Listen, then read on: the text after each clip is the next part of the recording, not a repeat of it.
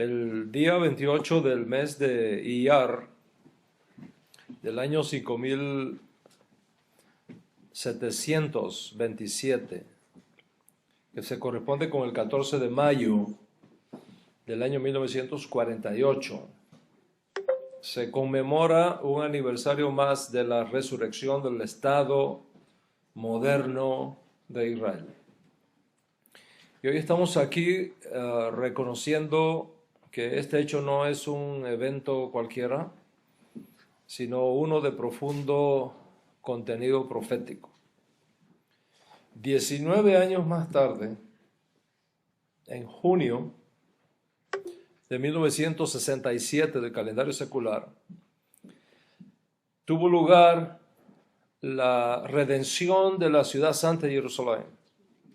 Y a partir de esos dos eventos, pareciera que se ha detonado en todo el mundo el incremento de uno de los eventos proféticos más extraordinarios de todos los siglos.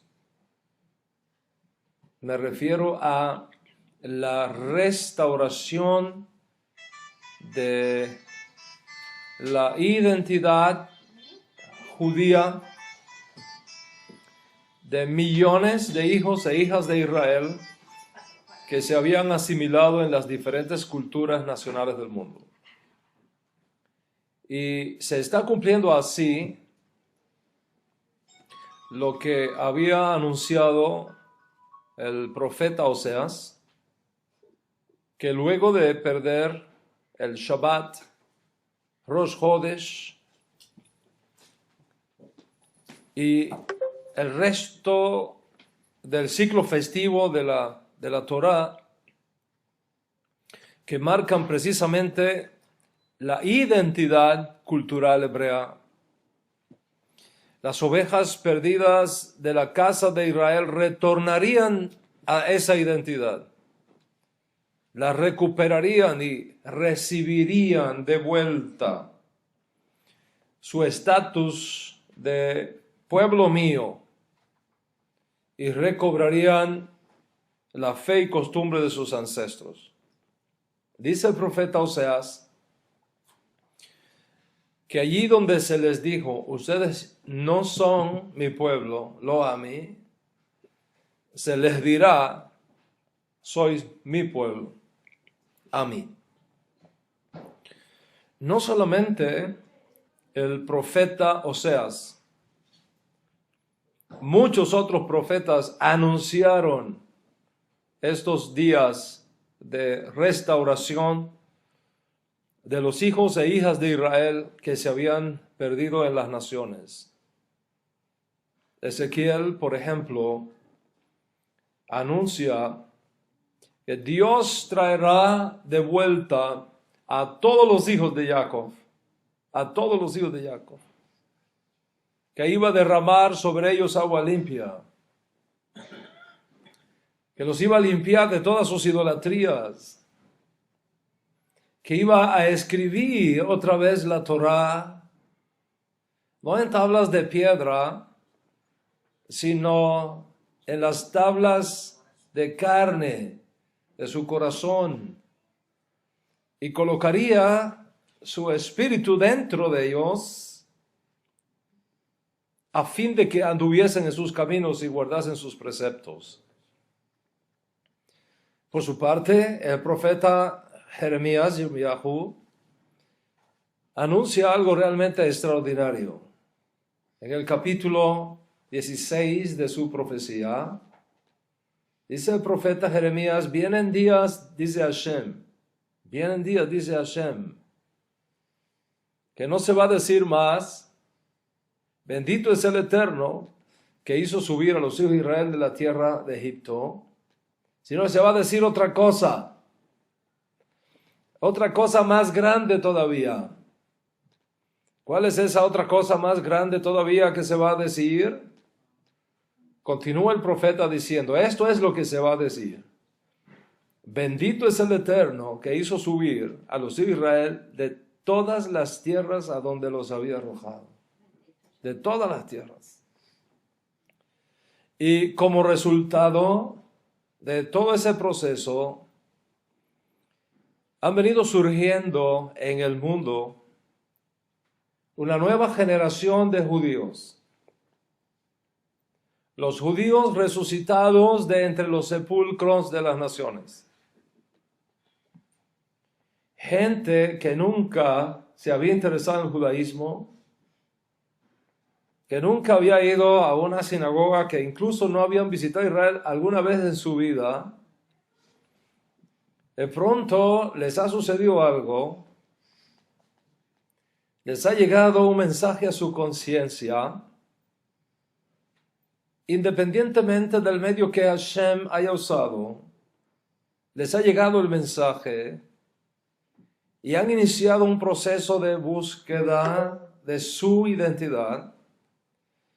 Y muchos han descubierto en ese proceso no solamente que sus nexos con Israel son extraordinarios, sino que además traían consigo sangre judía y no lo sabían.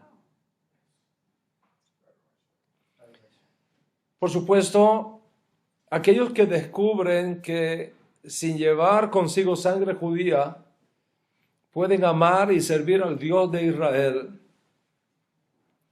sin obligárseles a convertirse al judaísmo o hacerse judíos, pueden ahora descubrir la riqueza de los 7 mandamientos universales con todas sus derivaciones como justos de las naciones.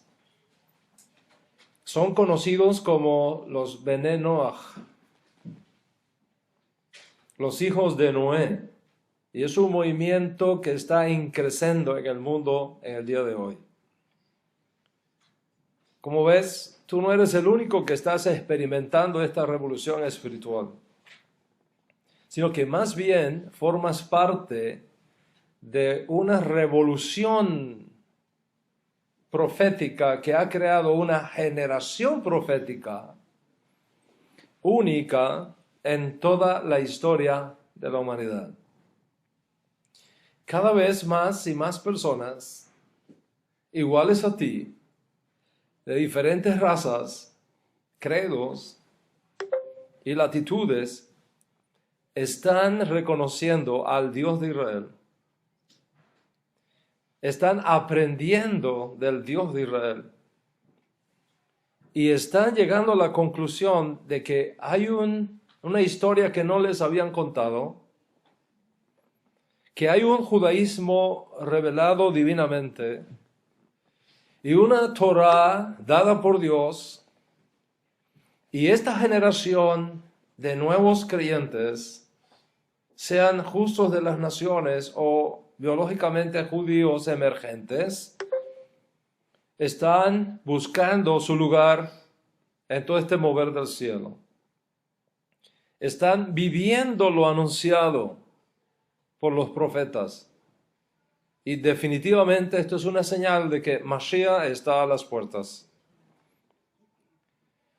Si en este proceso descubres que tu lugar está entre los justos de las naciones, entonces es importante para ti aprender todo lo que está relacionado con las 7 leyes universales y con todas sus derivaciones, de tal manera que puedas educarte y desarrollarte en aquello que es tu misión como parte de tu nueva identidad.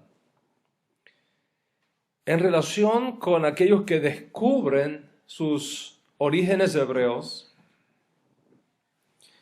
se va formando en ellos este grupo de nuevos judíos que están saliendo de sus culturas nacionales que le formaron y están regresando a la cultura judía, a la fe judía, al pueblo judío y al Dios de Israel. Y en ese proceso de retorno van descubriendo que muchas de las cosas que les habían dicho del Dios de Israel no eran necesariamente como se le habían contado. están descubriendo también que muchas de las cosas que se les había enseñado del Mesías de Israel no eran necesariamente como se lo habían dicho. Y están descubriendo finalmente que muchas de las prácticas y costumbres aprendidas en sus culturas embrionarias no están en línea con los nuevos descubrimientos de la fe que está teniendo lugar en sus vidas. Y estos descubrimientos producen necesariamente un estado de crisis teológica, cultural, social, familiar, psicológica incluso, que requiere atención y consideración para reorientar sus vidas en aquello que habían perdido y que ahora han encontrado. O sea, su identidad judía en el primer caso, o su identidad como parte de la familia de los santos en el caso de los justos de las naciones. Una vez que el descubrimiento de los nexos biológicos con el judaísmo tiene lugar, más allá de cualquier duda razonable, muchas preguntas surgen en la mente de estos nuevos creyentes. ¿Qué voy a hacer con todo esto? ¿Qué voy a hacer con todo este arrastre teológico y cultural que he vivido por los últimos 20, 40 o 50 años de mi vida? ¿Lo tiro todo y comienzo a vivir desde cero mi vida judía? ¿O hay algo que puedo retener conmigo? Por ejemplo, ¿qué de mis costumbres alimenticias? ¿Qué puedo retener y qué puedo dejar? ¿Qué de mis costumbres sociales? ¿Es que me tengo que vestir diferente ahora? ¿Cómo hago con la educación de mis hijos?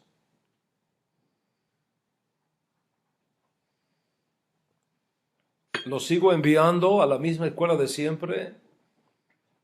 ¿O tengo que cambiarlos de escuela? ¿Qué pasa con mi familia que no es consecuente con mis descubrimientos? Y prefieren seguir viviendo, ignorando completamente los hechos históricos que han tenido lugar en nuestras familias. ¿Y qué de la iglesia? Y mis amigos cristianos, donde yo me había formado, donde mis hijos se habían formado y donde tienen sus amigos y su ambiente social. ¿Qué hago con ellos? ¿Me desentiendo de ellos y les digo adiós y me busco nuevos amigos? ¿O puedo continuar relacionándome con ellos e incluso con mi familia inmediata? ¿Cómo les digo lo que está pasando en mi vida? ¿Me voy de la iglesia o sigo en la iglesia? ¿Qué hago con mis buenos vecinos que siempre estuvieron a mi lado en momentos de dificultades e incluso en alguna de mis crisis familiares, ayudándonos y atendiéndonos? ¿Qué hago con mis padres? ¿Tengo que abandonarlos juntamente con mis hermanos y mis abuelos y darles totalmente la espalda y pretender que ya no existen, que no cuentan y comenzar todo de nuevo? Si debo continuar amando y honrando a mis padres como ordena la Torá, ¿cómo debo relacionarme ahora con mi papá, con mi mamá, con mis hermanos y hermanas que no comparten los descubrimientos de mi nueva fe? ¿Los dejo y me voy o sigo relacionándome con ellos? Y si me sigo relacionándome con ellos, ¿en qué medida? ¿En qué intensidad? ¿Tengo que convertirme al judaísmo o retornar al judaísmo? Porque si llevo sangre judía en mis venas, ¿cómo voy a convertirme a un pueblo del que formo parte biológicamente? ¿No sería una contradicción? Y al mismo tiempo una negación del milagro de la resurrección judía anunciada por los profetas. Entonces, ¿qué hago? ¿Debo convertirme o debo retornar? ¿Y quién puede ayudarme a entender todo esto que está pasando en mi vida, en mi mente? Si decido retornar, ¿a dónde retorno? ¿Dónde está ese pueblo al cual tengo que regresar? ¿Cómo es que ocurre ese regreso formalmente? ¿Me aceptarán o me rechazarán? Si lo dejo todo atrás y me acerco a una comunidad judía y ésta me rechaza, ¿dónde me quedo? ¿Cómo llamaría a ese limbo de retorno donde ahora podría encontrarme? ¿Qué pasará con mis hijos? ¿Cómo socializarán de ahora en adelante? ¿Con quién se van a casar? ¿Qué pasa con mi trabajo? Cuando debo trabajar en Shabbat o de lo contrario pierdo mi fuente de ingresos. ¿Puedo trabajar en Shabbat mientras encuentro una nueva manera de traer el pan a mi casa? ¿Puedo seguir viviendo donde vivo o tengo que mudarme al lado de una Beit Knesset? ¿O de una sinagoga? ¿O de un Bet Midrash? Todas estas preguntas y muchas más forman parte del impacto teológico, psicológico, social que están experimentando o que experimentarán en mayor o menor intensidad la nueva generación de judíos que ha surgido y que continúa surgiendo en el mundo. Es un proceso que requiere atención y que requiere paciencia y educación. Y entre las miles de preguntas que surgen, una en particular es la que vamos a estar compartiendo en la clase de hoy, en la conferencia de hoy. ¿A qué comunidad debo unirme? ¿Cómo es ese proceso? ¿Qué tipo de judaísmo debo elegir para expresar cultural y socialmente mi identidad judía? ¿Hay un solo judaísmo o hay muchos judaísmos? ¿Y cuál es el auténtico? Si este es tu caso, entonces justamente para ti van dirigidas mis palabras. Y es por eso que el tema de esta conferencia, que espero pueda ser una serie que cubra todos las demandas y reclamos que un tema así tiene, se llama Eligiendo tu judaísmo. Eligiendo tu judaísmo. El título solamente nos dice muchas cosas, muchas cosas. Primero, que existe el judaísmo. Segundo, que existe más de una forma de judaísmo. De lo contrario, no habría elección. Y tercero, que soy responsable de elegir el tipo de judaísmo que quiero tomar como expresión de mi nueva identidad. Entonces, vamos a desarrollar tanto como podamos estas tres ideas. Primero, que existe el judaísmo. Que existe el judaísmo. En sentido general, puedo decirte que judaísmo es la forma de vida que Dios reveló al pueblo hebreo por medio de Moisés y que incluye valores teológicos, culturales y religiosos únicos en su clase.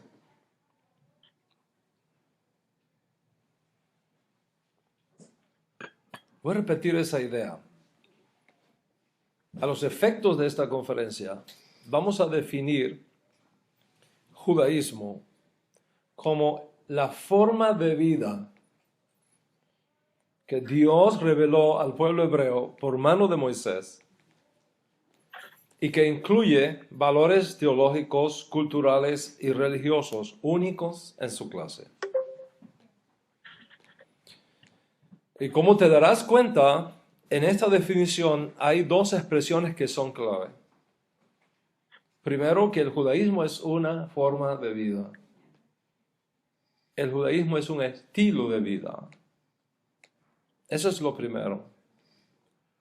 Y lo segundo, que el judaísmo es un estilo de vida o una forma de vida fundamentado en una revelación divina dada al pueblo hebreo. Esto significa que el judaísmo es la única religión del mundo que puede demostrar científica e históricamente su origen divino. Voy a repetirte esa idea porque es muy importante. Solamente el judaísmo puede demostrar su origen divino de una forma científica e histórica. ¿Y cómo podemos demostrar eso? La demostración viene dada por tres tipos de evidencias. Tres tipos de evidencias. En primer lugar, lo sucedido con Moisés. Lo sucedido con Moisés. En segundo lugar, la naturaleza de la revelación de la Torá dada a nuestro pueblo judío. Y tercero, la naturaleza misma de algunos mandamientos dentro del conjunto de 613 mandamientos entregados por Dios a través de Moshe a nuestro pueblo judío. Te lo voy a explicar de la siguiente manera. Cuando tú estudias cualquier religión conocida en el mundo, verás que sus creadores o inventores, juntamente con lo que ellos consideran sus libros sagrados,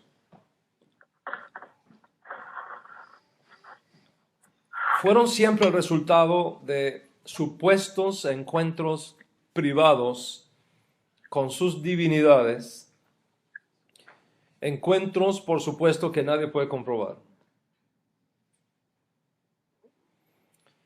Esto es lo que explica una de las razones lógicas por las cuales Moshe Rabenu, no quería ir como redentor de Israel a Egipto. Si ustedes recuerdan, en ese famoso encuentro en el desierto de Madián, en la zarza que ardía y no se quemaba, etc. En ese contexto, Moshe Rabenu le dice al Malach, le dice a Dios, no me van a creer que tú me has aparecido. No me van a creer que tú me has aparecido. ¿Por qué? Porque no había ningún judío allí para comprobarlo. Solamente estamos tú y yo. ¿Cómo me van a creer si este encuentro es un encuentro privado entre nosotros? Para resolver esa situación, Dios hizo tres cosas. las tres cosas que mencioné como tres tipos de evidencia. ¿Cuáles son las tres cosas que Dios nos da como evidencia?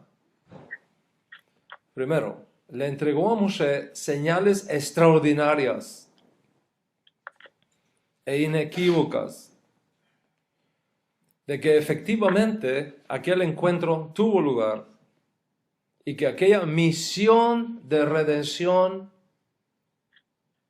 no es algo que se le ocurrió a Moisés, sino que tiene origen divino, porque nadie podía hacer las cosas que Moisés hizo en Egipto si Dios no estaba con él. El segundo hecho que usó Dios para demostrar el origen divino de la Torá y del judaísmo dado como estilo de vida a Israel fue: te traeré aquí, le dijo Dios a Moisés, te traeré aquí, a este mismo lugar donde yo me aparecí a ti. Aquí te voy a traer, y a todo tu pueblo contigo, y en este monte me adoraréis.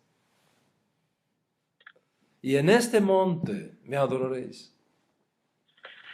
Y el tercer hecho que Dios usó para demostrar el origen divino de la Torá fue la naturaleza de ciertos mandamientos dados por medio de Moshe, que demuestran, más allá de la duda razonable, que solamente Dios podía estar detrás de ese tipo de instrucciones que se le estaba dando al pueblo. Con respecto al primer hecho, en efecto, cuando los ancianos y líderes de Israel se encontraron con Moisés a su llegada de Madián y vieron las señales que Moisés hizo en presencia de ellos, no les quedó duda alguna de que Moshe no fue a ellos por iniciativa privada, sino que Dios mismo lo había enviado. Las señales así lo testificaban y fueron expandidas en todo Egipto.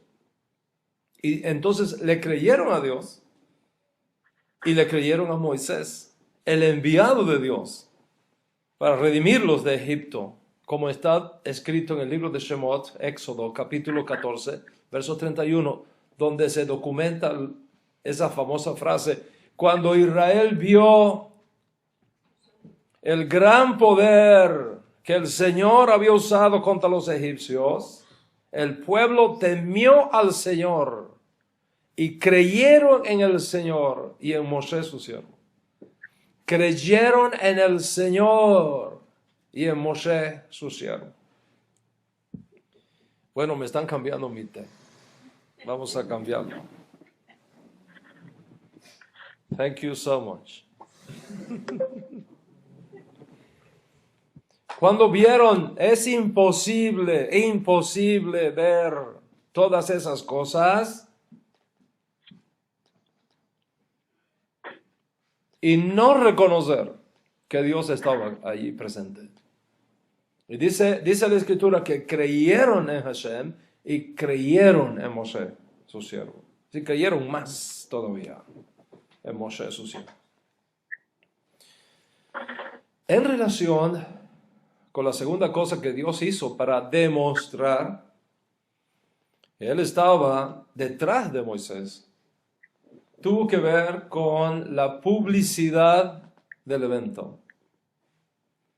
Es decir, así como Dios se reveló en privado a Moisés para enviarlo como redentor a Egipto, así se prometió a Moisés que lo haría delante de todo el pueblo de Israel, para que sepan, usando el lenguaje de la Torá, para que sepan que yo, su Dios, estoy entregándoles la Torá, y de esa manera no dudaran de su autenticidad.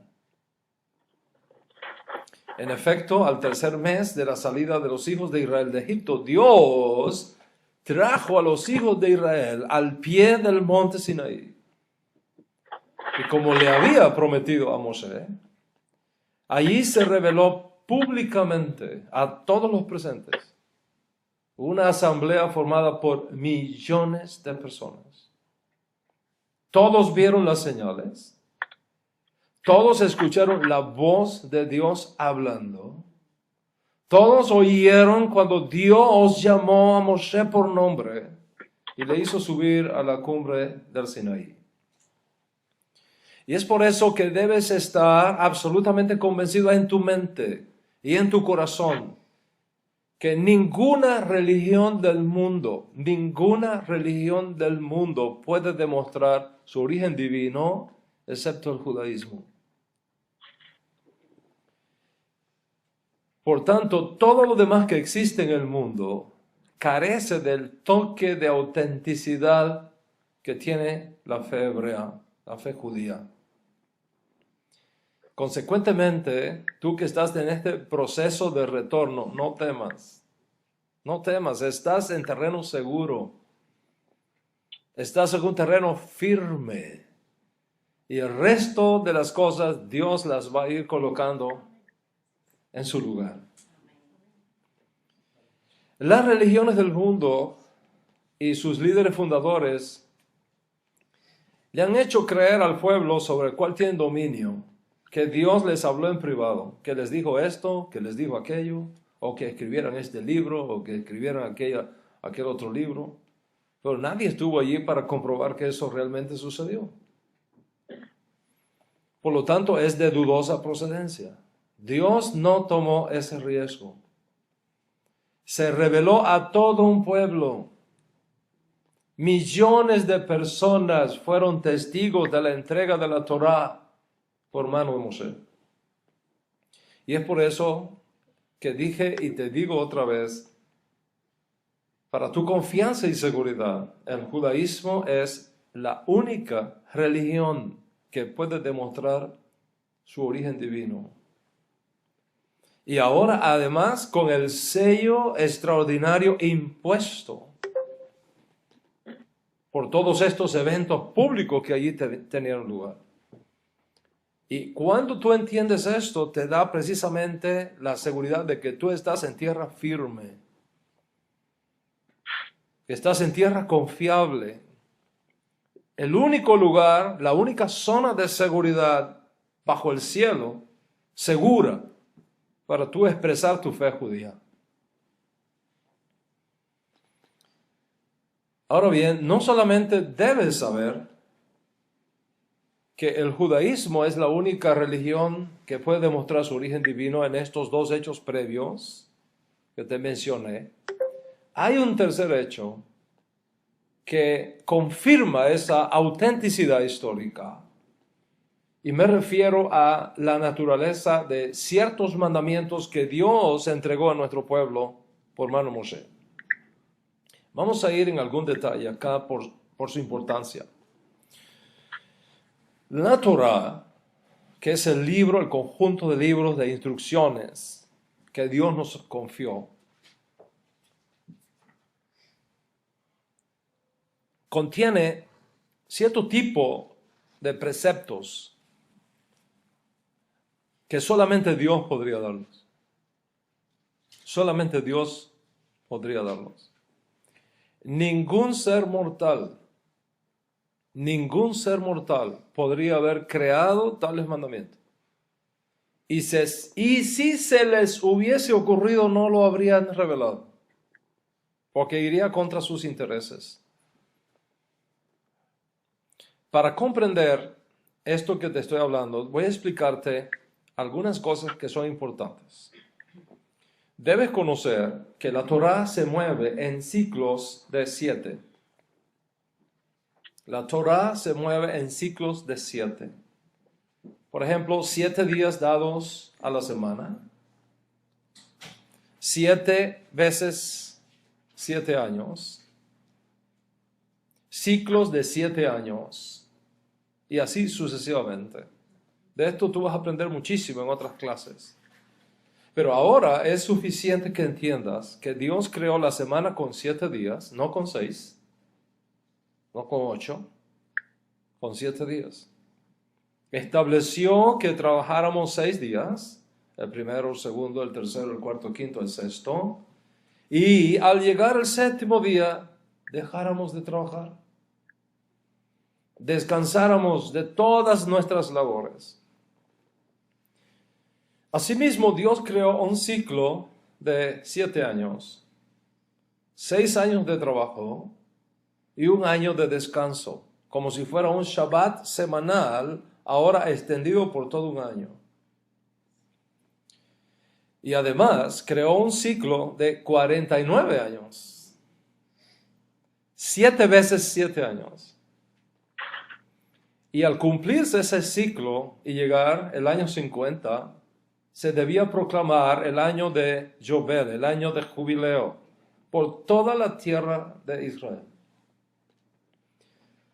Y teniendo en cuenta este hecho, mira ahora ciertos mandamientos que son únicos en su clase, que Dios nos dio y que demuestran más allá de cualquier duda razonable el origen divino de la Torá, tanto que ningún mortal habría podido hacerlo, ni se arriesgaría a hacerlo en ninguno de los mandamientos creados en las religiones del mundo. Te voy a citar, por ejemplo, algunos de estos mandamientos, porque todavía están frescos en nuestras mentes, toda vez que se estudiaron la Parashá Bejar de la semana pasada. Está prohibido trabajar la tierra de Israel en el año 7. Prohibido. No se puede trabajar la tierra de Israel en el año 7. Está prohibido vendimiar los árboles en la tierra de Israel en el año 7. Está prohibido recolectar vegetales que de suyo produce la tierra de Israel en el año 7. Está prohibido recolectar frutas en el año 7 de la misma manera que se hace el resto de los años. Está prohibido recoger vegetales que crecen espontáneamente en la tierra. Y así como está prohibido en el año 7, está prohibido en el año 50, en el año jubileo. Lo mismo que está prohibido en cada ciclo de 7 años, está prohibido también en el año 50. ¿Te has dado cuenta de las implicaciones económicas que estas leyes tendrían para una nación? Los inventores de religiones, no importa el nombre que tengan, entre otras cosas, tienen como meta sacar algún tipo de provecho económico, político, social de sus súbditos. Eso está demostrado históricamente. Nadie se expondría a arriesgar la vida por algo que sabe que es una mentira y de lo cual no sacará ningún tipo de provecho. Ciertamente que algunos entregan sus vidas por sus ideologías, aunque erradas, pero tienen intereses detrás, intereses políticos, económicos o sociales, o que me van a regalar 10 mujeres después que me muera en un lugar maravilloso. Y por lo tanto no importa que ahora me suicide con una carga de dinamita encima. Pero la psicología enseña que ningún ser humano en su juicio cabal se dejaría quitar la vida por algo que sabe es una mentira y por algo que sabe que no va a sacar ningún provecho, ni económico, ni político, ni social, ni en este mundo, ni en el mundo por venir. Tú entregas tu vida por algo que tú estás convencido que es la verdad, en primer lugar, o por algo de lo cual tú sacas algún tipo de provecho. Sin embargo, inventar una cosa que va contra el sentido común, que va contra el interés de la gente, que va contra tu bolsillo, ¿a quién se le ocurriría? Tratar de inventar una religión donde la gente acepte vivir según tus postulados, según tus reglas, según tus principios que tú les dictes, y encima de eso exigirle que cada 7 años tienen que cancelarle todas sus deudas a su prójimo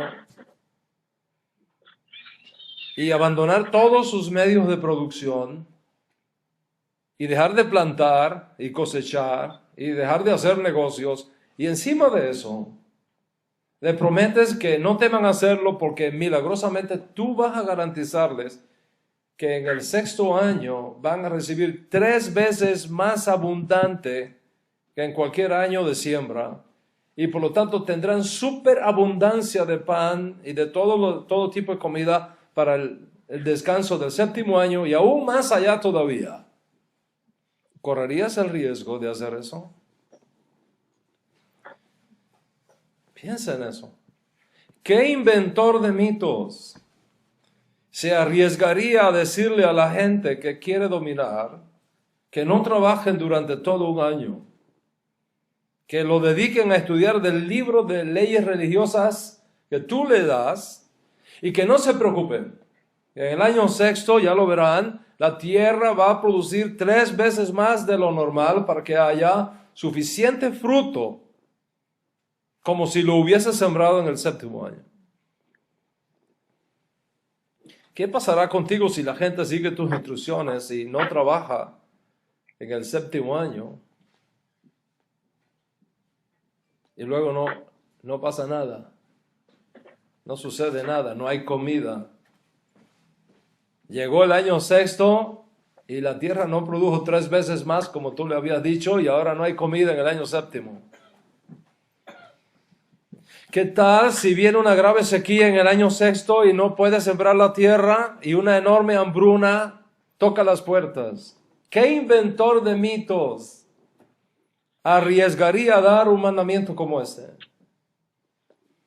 Ninguno.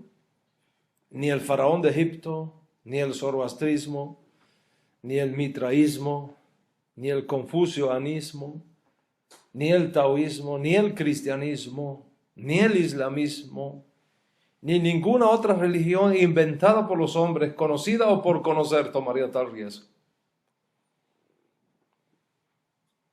Mira por ti mismo y ve, por ejemplo, si en el cristianismo tiene algo semejante a esto. O si el islamismo o cualquier otra religión que tú conozcas. Mira si por algún lugar los creadores y fundadores de religiones, los creadores y fundadores de denominaciones han firmado algún pacto con un pueblo garantizando que en el 7º año nadie trabaje y que verán cómo la tierra por sí sola produce fruto 3 veces más que lo normal.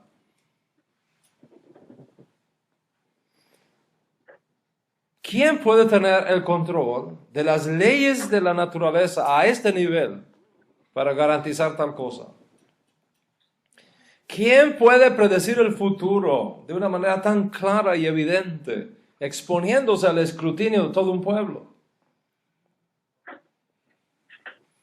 Tú tienes aquí un hecho verificable de la autenticidad de la Torá.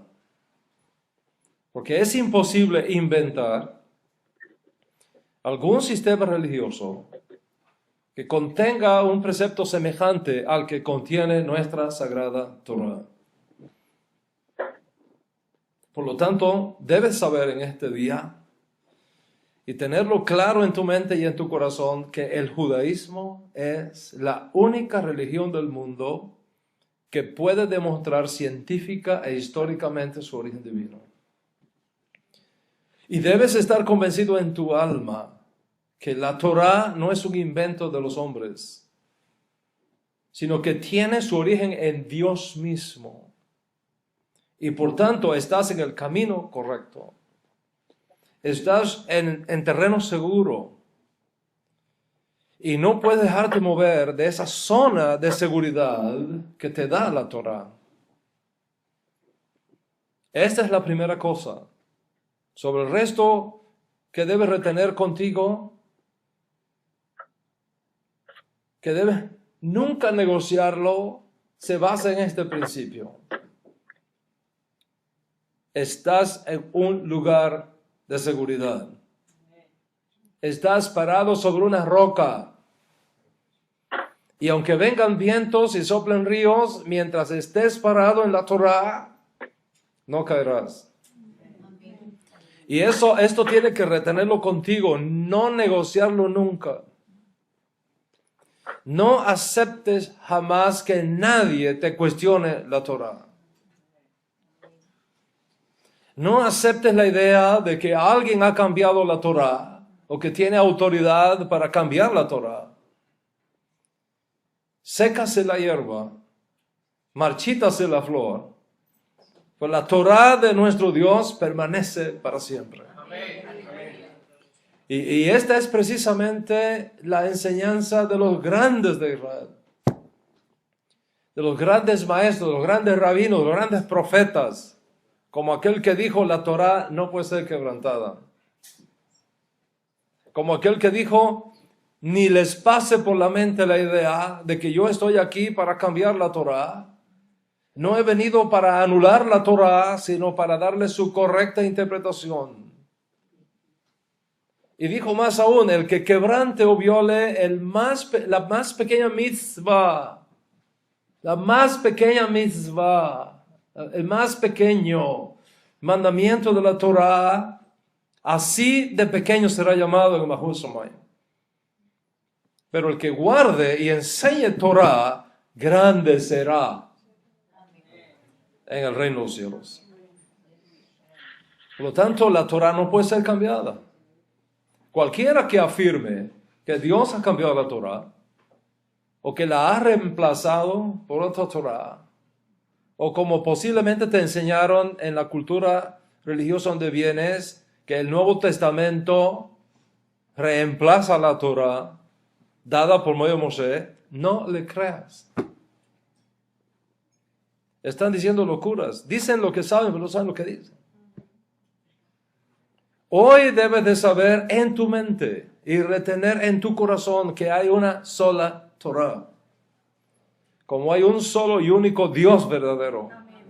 El Dios de Abraham, Isaac y Jacob, el Dios de Israel. Esta es la primera cosa, el asunto más importante que debe tener claro todo aquel que está regresando a sus raíces, todo aquel que está regresando a la fe que les fue robada por distintas razones a sus ancestros. Pero hay dos cosas más que debes conocer bien, y se trata de lo siguiente. Primero, que aunque el judaísmo dado por Dios a Israel y por medio de Moisés es uno solo, con el paso del tiempo se han creado diferentes interpretaciones. Y esas diferentes interpretaciones han creado más de una forma de cómo aplicar el único judaísmo que existe a las nuevas circunstancias que el pueblo hebreo ha tenido que enfrentar en sus muchos siglos de historia.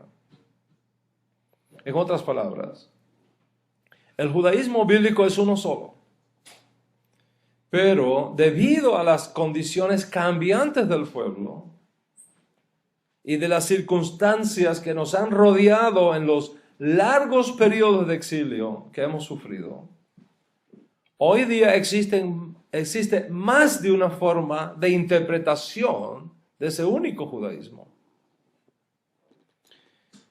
Y lo segundo, que cada uno de nosotros es responsable de elegir el tipo de judaísmo que quiere tomar como expresión de su identidad judía. Esto significa que nadie te puede imponer qué tipo de judaísmo tú eliges para expresar tu identidad hebrea. En otras palabras, tú eres libre para elegir responsablemente el tipo de judaísmo que deseas como expresión de tu identidad judía. Ser judío es una cosa, cómo expresar tu judaidad es otra cosa, aunque están relacionadas. Y es aquí donde tienes que hacer tu propia elección una buena elección, una sabia elección. Y para ello tienes que informarte bien. Pero mi tiempo hoy ha concluido. En mi próxima clase voy a hablarte de estos dos temas que tú no deberás perderte. Mientras tanto, que tengas un día bendecido o una noche bendecida, depende de donde estés, como aquí en New York hoy, con mucha alegría, con mucha salud y con mucha paz. Shalom, shalom.